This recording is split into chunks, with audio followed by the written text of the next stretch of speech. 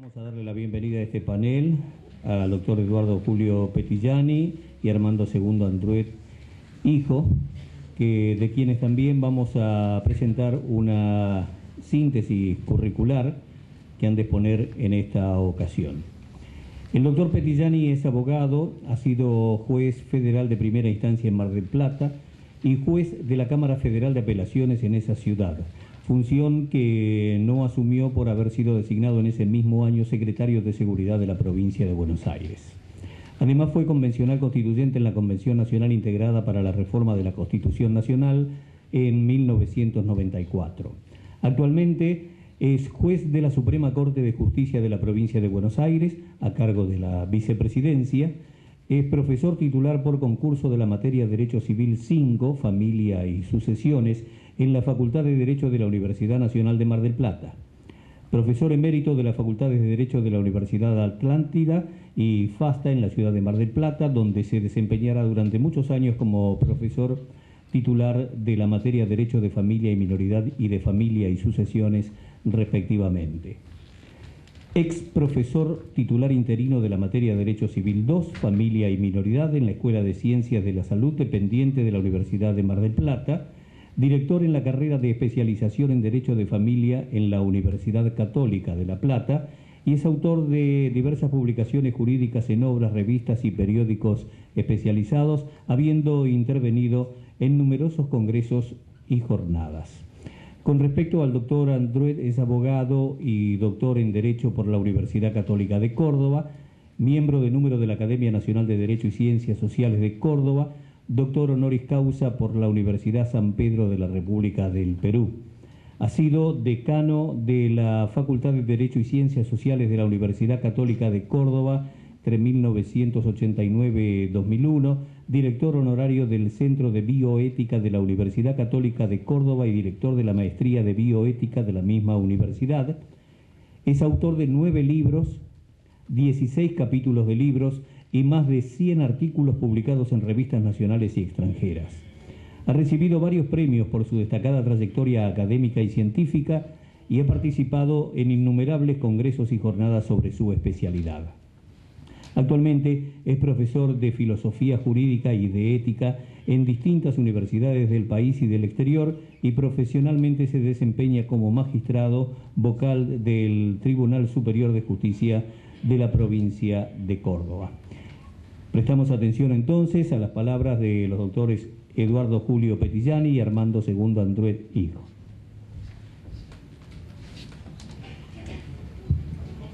Bueno, es todo un gusto y un honor poder estar disertando frente a ustedes. Quiero agradecer a la legisladora que me ha convocado y agradecer la presencia también de los legisladores, de los colegas que ya estuvieron y los que vamos a estar en este momento, y por supuesto agradecer también la audiencia. Escuchando recién, llegué al final de la exposición del doctor Barcia, sería, y realmente, bueno, creo que los voy a defraudar porque ha tenido una calidad para dirigirse al auditorio y un oficio que indudablemente hacen difícil que uno pueda emularlo en esa modalidad. De todas maneras, lo que yo voy a hacer es algo que quizás les resulte a ustedes más difícil, un poco más denso, pero quiero tratar de allegar elementos jurídicos, algunos sociológicos, con los cuales podamos en este momento ser eficaces en la lucha por la vida. Por otro lado, hay un tema también muy importante en todo esto, que es la reducción, digamos, del tiempo que tenemos. Es decir, es un tiempo reducido por consideración hacia los demás, fundamentalmente en mi caso con mi colega el doctor Andruet, que también me enaltece estar junto a él realmente porque tiene una calidad como científico, como jurista y como estudioso de la bioética fundamentalmente, que realmente me enorgullece poder estar al lado de él dando esta charla. Así que vamos manos a la obra y voy a tratar de ser lo más útil para ustedes y lo más didáctico en cuanto al tema este, que creo que es algo que hace falta en este momento, ser didáctico y oponer argumentos frente a argumentos que a veces se oponen desde un punto de vista más emotivo posiblemente, o menos científico en todo caso, pero que se llega a veces con eficacia a sectores de la población que en definitiva son los que van a determinar el resultado de esta discusión, que tiene algo en el medio que no es desdeñable, es nada menos que la vida. Eso creo que es lo primero que tenemos que señalar. Quien en este momento ingresa a discutir o decide sobre este tema en cualquiera de las condiciones que sea, está discutiendo nada menos que sobre la vida. Nada más y nada menos que sobre la vida. Esto lo tenemos que dejar en claro porque no es una discusión como cualquier otra, ni mucho menos una discusión sobre temas que a veces son más opinables. Este es un tema que no admite blancos y negros. O se respeta la vida o no se la respeta. Yo cuando analizo este tema y advierto cuáles son las objeciones que se ponen a la condena del aborto, realmente me gana una perplejidad. El no matar es solo, como se pretende, una imposición confesional para aquellos que siguen la tradición judeo-cristiana y profesan alguna religión originada en esa vertiente, o por el contrario es quizá un imperativo de una conciencia universal adquirida por el ser humano a través de la evolución de su cultura milenaria. Yo creo que se impone esta última respuesta. Si nos tomamos la cuidadosa tarea de otear la historia y ver cómo llegamos a la consagración de los derechos humanos que hoy la civilización se ufana justificadamente de exhibir como el hito más trascendente alcanzado como producto de esa evolución, aunque aún reste un trecho bastante largo por recorrer en materia de realizaciones. Los principios están, las realizaciones muchas veces no. Advertimos que en todos los órdenes se prioriza la protección de la vida inocente. Fíjense ustedes que se lo hace con los seres que pertenecen al reino animal y al reino vegetal. Entonces nos sensibiliza. Recientemente tuvimos un tema con una matanza de perros vagabundos que estaba promovida por algún municipio en la provincia de Neuquén, y nos sensibiliza la corrida de toros, y obviamente también lo que hace a la ecología, la depredación en los bosques naturales, y las condenas que hoy de moda se pronuncian contra la mala utilización o la utilización abusiva a veces de la energía nuclear, como pasa ahora con este problema del Japón. Pero todo ese discurso al que nosotros adherimos, es decir, también nos preocupan esas cosas, sin duda, se detiene en un punto abruptamente. Cuando se trata de la persona humana, o si se quiere del ser humano ya existente por nacer, el discurso cambia de tono y se vuelve especioso, traicionando la coherencia del sistema.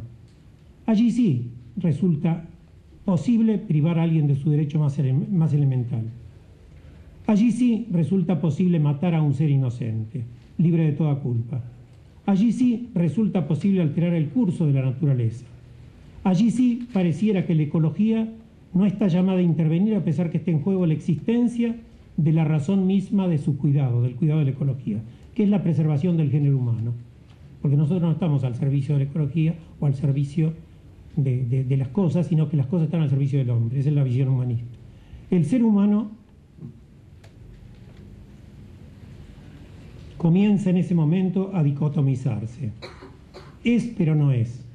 Mejor aún conviene que a los efectos de su pretensión no sea hasta tanto. Y entonces comienza un desfile de exigencia para que quien indudablemente es un ser humano pueda llegar a serlo.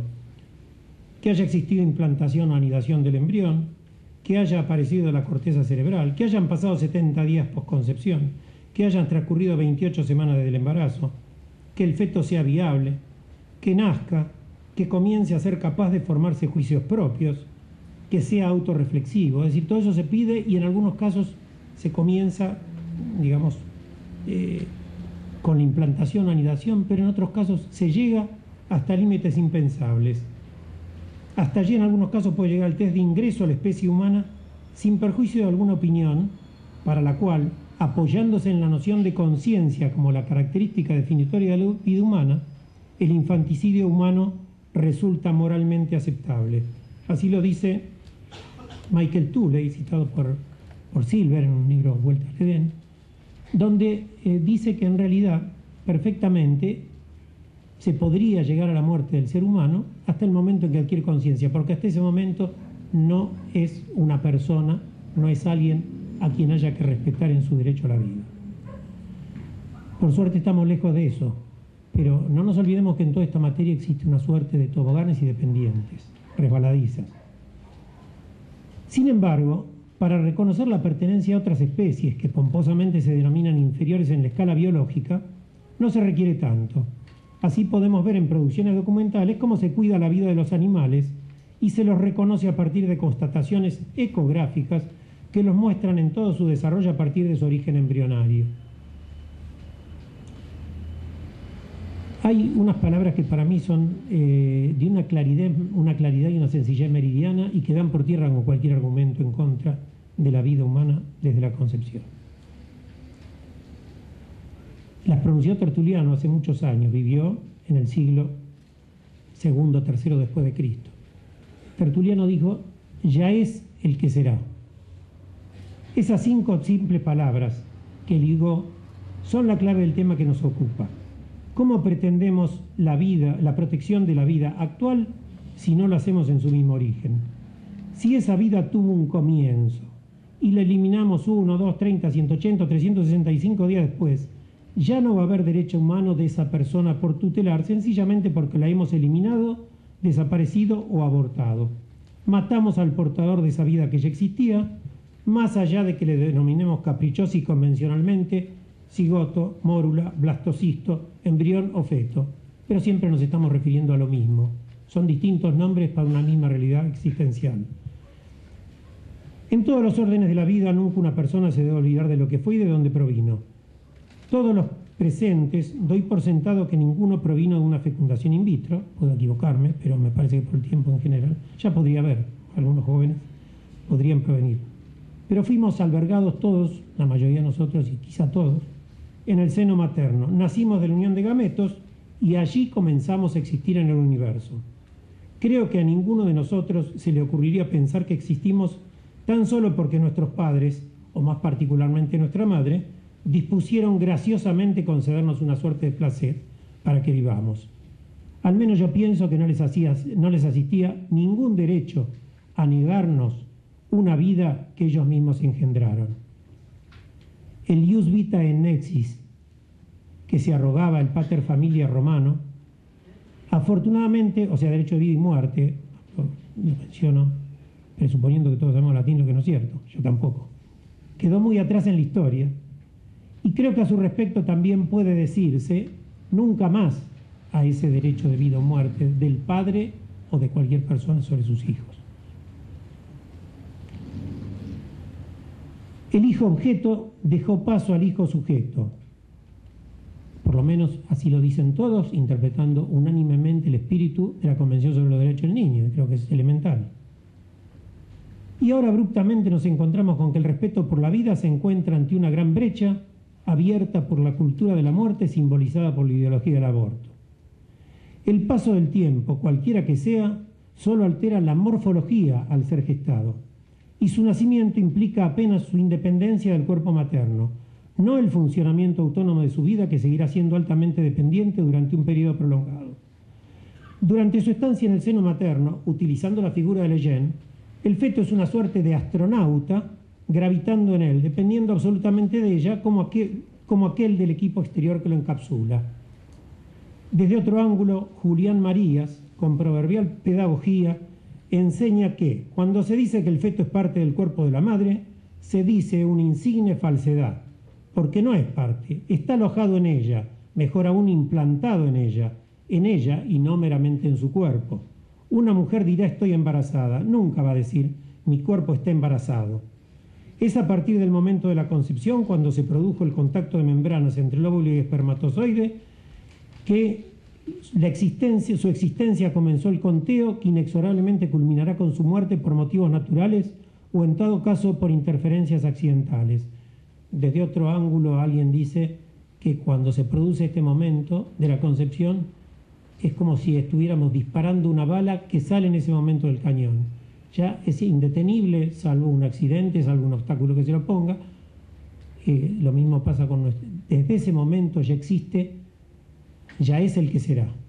ya existimos como vamos a ser, y ahí ya está determinada toda nuestra genética. No adjudicamos al ser humano derecho a decidir la muerte de otro semejante en ninguna etapa de la vida de éste. Creemos firmemente que la vida humana debe ser protegida en todas sus manifestaciones, sean estas en la etapa embrionaria, fetal, de la niñez, de la juventud, de la adultez, de la ancianidad, y preservada con razonabilidad y coherencia de situaciones de abandono, miseria, enfermedad, abuso, violencia y explotación. La humanidad esencial incita en cada una de estas etapas que conforman en su secuencia una unidad de vida, un continuo, no puede ser desconocida por el Estado sin violar el principio de identidad que hace que un individuo sea el que es y no otro. Hoy escuchamos hablar muchísimo del principio de identidad, del derecho a la identidad. Comparto plenamente el respeto de ese derecho y la garantía de ese derecho, pero usémosla en toda su extensión, en toda su extensión. Entonces, empecemos a identificar al ser humano desde el primer momento como el individuo ese que ahí tiene determinada su identidad en forma irrevocable.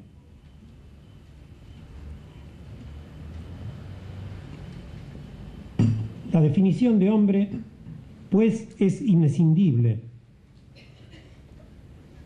y debe partir del reconocimiento de ese individuo a lo largo de su existencia, que reiteramos comienza con su concepción. Si el Estado pretendiera atomizar esa definición, estaría destrozando al hombre y desconociendo aquello que esencialmente debe reconocer. Coincidentemente, señala Cassini, que si adjudicamos al poder constituido la definición del hombre, todo se desmorona como un castillo de naipes. Y más adelante dice que afirmar que algunas categorías de seres humanos no son personas es la más violenta de las discriminaciones. Para una concepción humanista, los autores de delitos que coincidimos en calificar de gravísimos, tales como los genocidas, asesinos, violadores, traidores a la patria, entre otros, tienen derecho a la vida, sin perjuicio del condigno castigo que deberá imponérseles.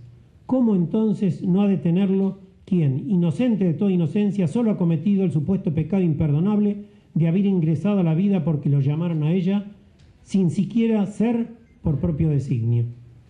Y frente a la remanida muletilla de que esta encendida defensa de la vida solo encuentra validez para quienes profesan una religión, lo que es utilizado como excusa burda para descalificar los argumentos sin contestarlos, aunque sean harto convincentes y se basen en argumentos no religiosos, si bien creemos que en este punto de ningún modo debe obviarse el riquísimo aporte de los credos religiosos, expresamos con Norberto Bobbio, paradojalmente filósofo socialista no creyente, nuestra sorpresa frente al hecho que sean los laicos, es decir, los no creyentes, quienes dejen a quienes sí lo son el privilegio y el honor de afirmar que no se debe matar. Recuerdo hace muchos años en un congreso en España de Derecho de Familia, había un abogado español joven que era absolutamente ateo y anticlerical, pero cuando se habló del aborto, él, en nombre de la ecología, salió a hacer una encendida defensa del derecho a la vida.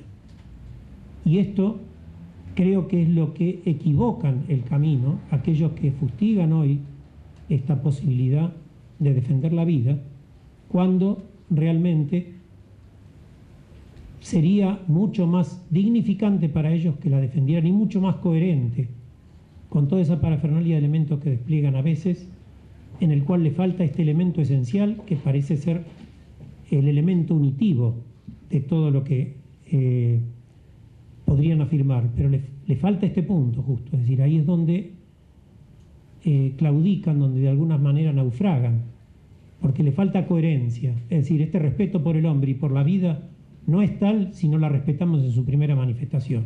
La vida es de punta a punta, no empieza acá, empieza acá. Dado el escaso tiempo al que debemos limitar nuestra exposición, no voy a abundar en la contundencia de los fundamentos constitucionales que consagran el derecho a la vida de la concepción, por cuanto son sobradamente conocidos, ciñéndonos a mencionar que surgen del plexo de los artículos 75, inciso 22 y 23 de la Constitución Nacional, del artículo 4, inciso 1 del Pacto de San José de Costa Rica y de la Convención sobre los Derechos del Niño, particularmente del artículo 2 de la Ley 23.849, ley nuestra, que lo aprobó con una significativa reserva, ¿no?, que se entiende por niño todo ser humano desde el momento de su concepción. Por mi parte, en calidad de magistrado, tuve oportunidad de referirme extensamente a estos argumentos en mis votos como integrante de la Suprema Corte de Justicia de la Provincia de Buenos Aires, que están publicados.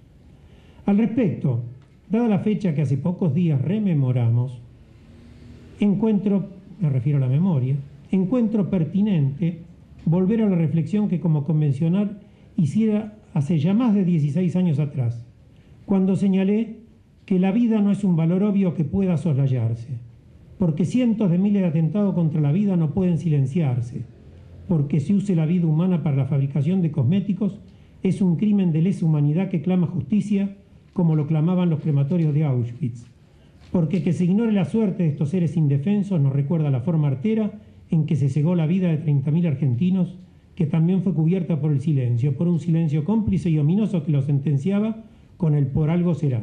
Y no queremos que esto se repita con nadie en la Argentina. Esas palabras, que las dije hace 16 años textualmente, las vuelvo a citar, porque creo que hoy tenemos que tener conciencia de eso.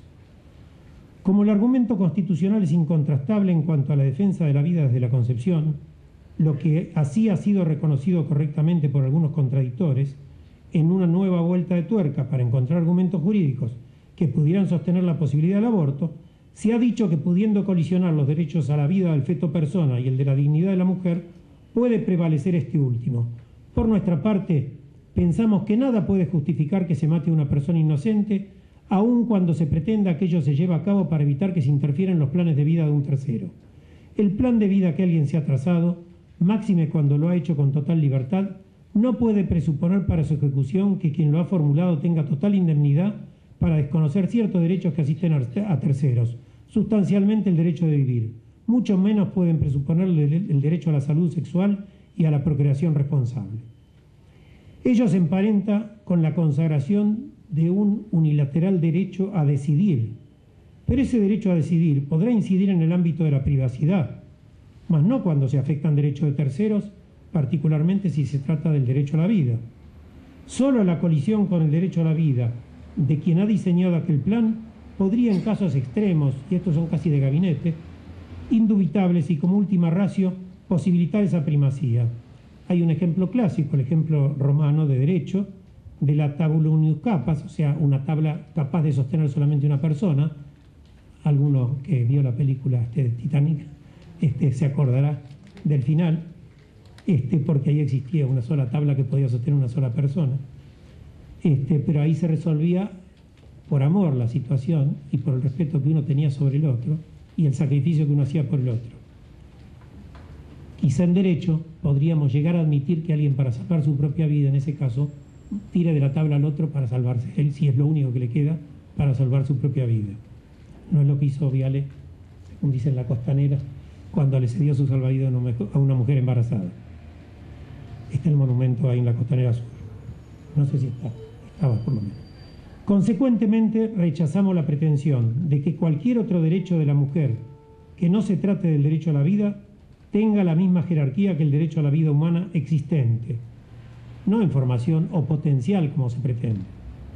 Igualmente cabe rechazar el argumento referido a que en la Convención Nacional Constituyente del 94, los convencionales Alfonsín y Barra coincidieron en ratificar la constitucionalidad del sistema penal argentino en torno del aborto voluntario instaurado en 1921. A lo que resulta del caso oponer los argumentos les pido disculpas, pero tengo un poco de afonía. A lo que resulta del caso poner los argumentos de que el texto que se votó no expresaba otra cosa que lo que dice. Es decir, nosotros votamos ese texto pensando en lo que decía en ese momento, yo lo hice plenamente consciente, dejé incluso también mi opinión plasmada, en cuanto a que ahí había un elemento fundamental que se estaba respetando, y que era la independencia de vida del conceptus, del concebido, y de la madre. Eran dos vidas, y el artículo 75, inciso 23, está precisamente consagrando ese, el derecho a la vida, a la seguridad social de ambos. No habla de la madre nada más y de parte del cuerpo de la madre, habla de otra persona, que es el concebido, que también tiene derecho a la protección de esa seguridad social. Ni Alfonsín ni Barra, si es que se les quiere adjudicar que eran los dueños del pensamiento de todos los convencionales, cosa que en mi caso niego, pues yo voté con total autonomía, ninguno de ellos dijo que la consagración del derecho a la vida desde la concepción no implicara la necesidad de proteger esa vida y la consecuente prohibición constitucional de cegarla de cualquier modo. Está bien, no ponemos un delito en la Constitución, pero sí está la protección de la vida. Se infiere de aquella modificación constitucional, primero, que quedó abolida de pleno derecho toda norma infraconstitucional que permitiera violar ese derecho. Segundo, la manda constitucional no puede convivir con una norma de calidad inferior en la pirámide jurídica que la torne inocua. A partir de la reforma constitucional del 94 existe el derecho a la vida desde la concepción, el que no puede ser desconocido por ninguna norma del ordenamiento jurídico argentino, que me perdonen los penalistas, sea del Código Penal o de cualquier otro dispositivo legal que carezca de rango constitucional. La cuestión es simple. Si la Constitución dice que se debe proteger al nasciturus y el Código Penal que se lo puede matar, aunque sea en ciertos limitados casos, rige la Constitución, por cuanto consagra un derecho absoluto como es el de la vida y no contempla ninguna excepción a ese mandato imperativo, la que en ningún caso podrá introducir el legislador sin recurrir para ello al mecanismo previsto para la reforma de la Constitución. Cuestión distinta es cuál va a ser la protección penal del derecho a la vida. Pero lo importante e incontrovertible es que no existe ya en nuestro sistema jurídico un derecho de matar al niño concebido en ninguna circunstancia. Cuarto, pero más allá de la sanción eventual, lo cierto es que la Constitución Nacional, que en esta y en otras materias resulta ser dispositiva, de ningún modo meramente programática, esto lo afirmaba claramente Vidar Campos, un distinguido constitucionalista. Lo cierto es que la Constitución Nacional dispone y se adoptan medidas de acción positiva que el Estado debe ejercer, cuidando la vida del por nacer, tanto como la de su madre, y brindándole a ambos la ayuda material que sea menester. Artículo 75, inciso 23. Recordamos que siendo el derecho a la vida fundamento de todos los demás derechos constitucionales, debe rechazarse categóricamente la idea de que el mismo reviste idéntica jerarquía objetiva que cualquier otro de aquellos. Nos resulta útil traer las palabras del ya citado Cassini. Cassini decía: la imposibilidad de graduar la dignidad humana exige que ésta sea considerada efecto de un denominador absolutamente común y simple, que cada hombre posee en razón de su misma existencia. Tal elemento absolutamente simple y común, que no falta jamás, aun cuando falten en cambio grandeza, inteligencia, salud, riqueza, sensibilidad, poder, capacidad de acción, etc., no puede ser otra cosa que la existencia misma. El derecho a la vida se presenta no solo como el presupuesto de todo otro derecho humano, en el sentido que quien no vive no puede atribuirse el interés alguno jurídicamente protegible, sino también en un sentido mucho más profundo. La existencia humana encarna la dignidad. Por lo tanto, que decir que todo ser humano en cuanto tal tiene derecho a la vida es como decir que todos los seres humanos son iguales y que tienen idéntica e incomparable dignidad. Me están apurando. Vamos a tratar de acelerar lo más posible. Ya pasé la mitad, así que espero ser sintético y rápido, sobre todo por respeto a mi colega y a ustedes. Tampoco resulta aceptable el argumento de que la prohibición del aborto golpea solo a la pobreza. En esto yo diría que la prohibición del aborto tendría que golpear a todos, porque si nosotros protegemos la vida, no hay nadie que pueda estar exento de una sanción penal por el hecho de la riqueza. Acá hay una falla garrafal de nuestro sistema, quizá de nosotros los jueces, de los que aplicamos el derecho y de las autoridades policiales que no hacen aplicar. No es un argumento decir que los pobres se los castiga porque los ricos... No, es más, este argumento a mí me huele de alguna manera como que también es promovido por ciertos sectores ricos y no tan ricos, que a veces utilizan este argumento como muletilla para poder sacar esta prohibición y poder impunemente abortar. Es decir, yo creo que esto es un discurso que trata de... Yo creo que los pobres tienen mucha dignidad y a veces muchos hijos, no usan métodos abortivos, y a ellos hay que darle fundamentalmente el auxilio como para que puedan llevar con dignidad esa maternidad, que tengan toda la educación necesaria como para comprender qué es lo que están haciendo, que están educando a un hijo, que están dando vida, que se le den los elementos materiales para que puedan sostener esos hijos, el salario familiar y algo más si es necesario. Es decir, trabajo fundamentalmente para que puedan tener esos hijos, pero no que se les diga la solución fácil es matarlos, porque quizás sea la solución fácil para quienes a veces quieren la comodidad de no tener que sujetarse a limitaciones y de no tener que sujetarse también a mantener hijos, a criarlos y a todo el trabajo que ello conlleva. La vida y la dignidad de la mujer se preservan y se potencian a través de la ayuda estatal para la maternidad y también de la adjudicación de responsabilidad a la paternidad. Que no me vengan con este es un problema de la mujer solamente. Ya no es un problema de la mujer. Desde que está el ADN y todo lo que las pruebas biológicas, ya el hombre es tan responsable como la mujer y su responsabilidad puede ser detectada perfectamente. Es decir, esa responsabilidad existió siempre. Pero ahora esa responsabilidad puede ser ejercida porque puede ser determinado. Ya dejó su marca, ya se sabe. Y si la madre simplemente cumple con su obligación de decirle al hijo quién es el padre, ese padre va a tener que aportar y coadyuvar al cuidado de ese hijo. Es un problema del padre también, que tampoco puede ser dejado fuera de lado en una decisión que es la vida de su propio hijo. El Estado debe hacerse cargo de la situación. Debe partirse del concepto que es reconocido, irónicamente reconocido, de que el aborto no es bueno para nadie. Ni para la madre, ni para quien lo practica, ni para la comunidad, que debe cargar con los altos costos morales y materiales de un acto socialmente oneroso en múltiples sentidos, ni para el padre, porque lo margina, como decía recién, de una decisión en la que debe formar parte porque también se trata de su hijo. La otra vez escuchaba, nosotras parimos, nosotras decidimos, como un canto respecto de la posibilidad del aborto. Me parece terrible, porque nadie es dueño de nadie y tampoco existe esa posibilidad de disposición al margen de cualquier regla moral.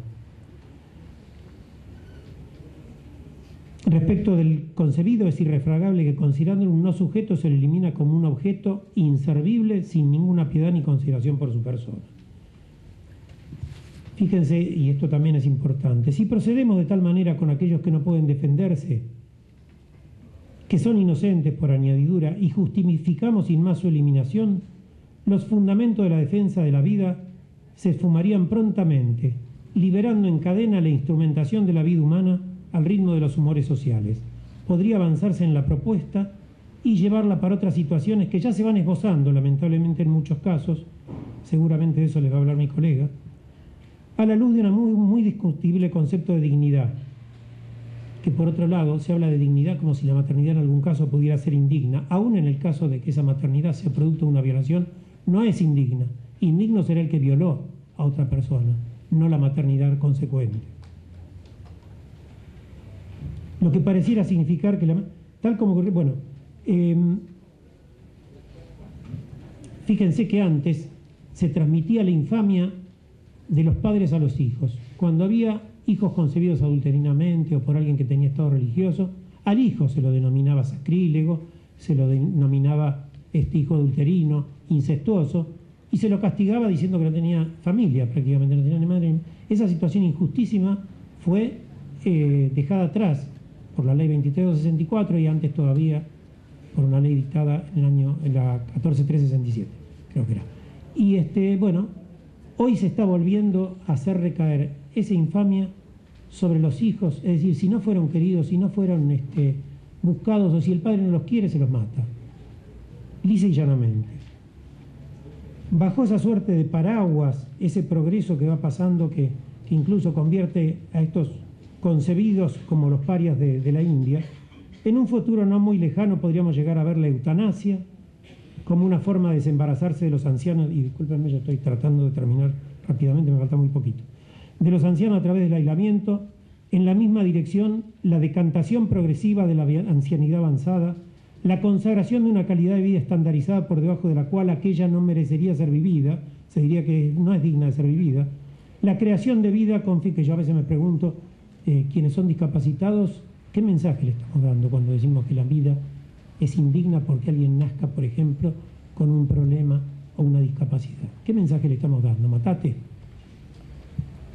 La creación de vida con fines utilitarios, este es el mensaje que se daba en una película que tuvo mucho éxito y que se llamaba Mar Abierto, donde en definitiva se decía vivir es un derecho, no una obligación, pero se iba a alentar la muerte de esa persona y no a alentarlo a vivir a pesar de los problemas que tenía. Hay una desvalorización, sin perjuicio de otras situaciones ya existentes, como la creación de vidas con fines que parecieran responder más a la conveniencia de los padres que de los hijos. Embriones supernumerarios, que son hermanos que nunca llegarán, hijos de la vejez. Una mujer de 80 años, 60 años puede hoy tener un hijo sin pensar que ese hijo va a quedar huérfano prontamente en muchos casos. Hijos de un padre premuerto, es decir, que ya nacen sin padre condenados a ser huérfanos, entre otros múltiples ejemplos y posibilidades. Estos ejemplos, los ejemplos que muestra la historia parece que no hubieran sido suficientes cuando el hombre empieza a perder el respeto por su propia humanidad. Un consultor habitualmente requerido, un médico, dijo que el problema del aborto es un problema de política pública y que no cabe debatir si hay vida o no, o si se es persona o no. Yo creo que, a pesar de las razones sociales que se mencionan, no se puede dejar de considerar este pequeño problema. ¿Es una persona o no? Eso puede ser soslayado, me parece terrible. Llegados a este punto, debemos recordar que el Estado está para proteger a los débiles del abuso de los poderosos. Y es bien cierto que la mayor indefensión la padece quien para seguir viviendo depende de los designios de otro, como ocurre con el embrión. En la situación de máximo desamparo se configura la situación del artículo 75, inciso 23.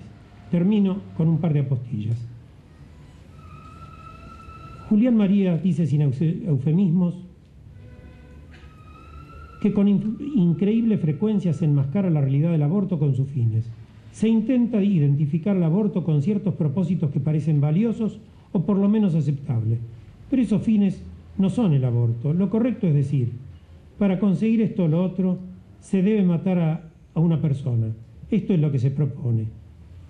Es decir, porque se habla del tema de que en estos casos lo que se está haciendo no es matar a una persona, sino se dice, digamos, que se está interrumpiendo el embarazo. Y a quien tiene alguna sensibilidad, me quedan una página y media nada más, mucho menos, a quien tiene alguna sensibilidad y respeto por la vida, no le gusta ver morir o matar a ningún ser humano y mucho menos verlo sufrir. Ni siquiera si se trata del peor delincuente. Aún las imágenes macabras difundidas de la ejecución de personajes nefastos nos producen, al menos a quienes somos contrarios a la pena de muerte, rechazo. Cada vez menos se tolera la cacería o matanza de animales por puro placer. ¿Qué decir entonces de presenciar o asistir a la destrucción de una vida inocente? Si hay algo que nos genera una enorme desazón y hasta una fuerte rebeldía es conocer, con mucha más razón, presenciar la muerte de un niño. Y siguiendo una propuesta de Julián María, resaltamos que si se tiene la convicción del feto no debe vivir, hay que mantenerlo con todas sus consecuencias, tener conocimiento pleno de que se lo está matando, y para tomar conciencia cabal del tremendo acto que llevamos a cabo, incluso presenciar cómo se ejecuta, ya que otra cosa es actuar como Hamlet en el drama de Shakespeare, que hiere a Polonio con su espada cuando está oculto detrás de la cortina, es decir, sin verlo. El niño se pensaría que protegido en el seno materno, entonces más fácil, no se lo ve, no se lo percibe. Al menos conozcamos a quien vamos a ultimar, lo que hoy es cabalmente posible desde el embarazo muy temprano en virtud de la existencia de avances tecnológicos antes impensados, como son las ecografías tridimensional y cuatridimensional.